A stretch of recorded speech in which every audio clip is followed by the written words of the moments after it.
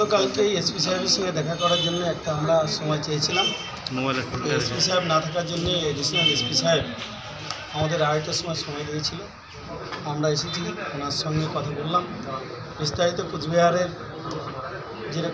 যেভাবে ভাঙচুর, ভারতীয় জনতা পার্টি কর্মীদের উপরে মারপিট, জমি দখল, দোকান বন্ধ থেকে আরম্ভ করে সমস্ত ঘটনা, আর আমরা এডিশনাল এসপি সাহেবকে বললাম ওনার সমস্ত ব্যাপারটা দেখবেন, আমাদের আশ্বাস দিয়েছেন।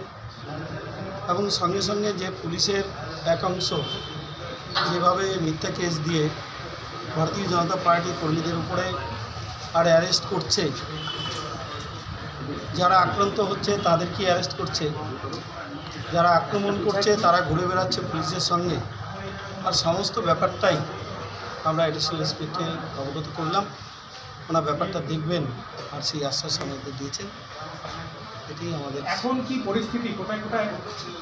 এখন সিতাই বিধানসভায় সবচেয়ে বেশি ধান কাটা বন্দর থেকে আরম্ভ করে বাড়ি ভাঙচুর, মারামারি। এখনও পর্যন্ত আমাদের 8 জন কোচবিহার হসপিটালে ভর্তি আছে, 7 জন মিশন হসপিটালে নার্সিংহোমে ভর্তি আছে। 2 জনের অবস্থা খুব গুরুতর।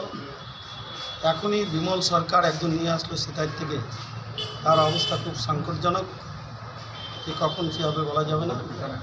এই পরিস্থিতিতে আমরা শুধু আমাদের প্রশাসনের কর্তার কাছে আমরা আর সমস্ত বিষয়ে আমরা ওদের জানালাম, যদি আর কোনো ব্যবস্থা না হয় তাহলে ভারতীয় জনতা পার্টি শুধু পড়ে পড়ে মার খাবে না, তাহলে তার পরবর্তী পদক্ষেপ আমরা নেব। আমরা দেখব যে প্রশাসন কতটা ব্যবস্থা নেয়।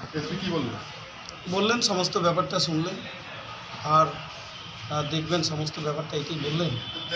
আমরা যদি এরপরে যদি না হয় তাহলে আমাদের মতো আমাদের কর্মীদের রক্ষা করার জন্য যা যা করা দরকার সেটাই করতে হবে। বিভিন্ন জায়গাতে ঘটনাগুলো বলছে, স্পেসিফিক থানায় তো কেসই নিচ্ছে না, অনেক থানায় যেতে পারছে না, থানায় দল ধরে বসে আছে, কমপ্লেন করতে পারছে না। আমরা যে কালকে হাইকোর্টের যে নির্দেশ দিয়েছেন, যেভাবে ডিজিপিকে যেভাবে আর ইমেলের মাধ্যমে আর কমপ্লেন করার কথা বলা হয়েছে, আমরা সেইভাবে আজকের থেকে আমাদের অফিসে আমরা অনলাইনের মাধ্যমে সমস্ত অভিযোগ আমরা করব, আর যেটা থানায় করা সম্ভব সেটা থানায় করব। আরেকটা বিষয়,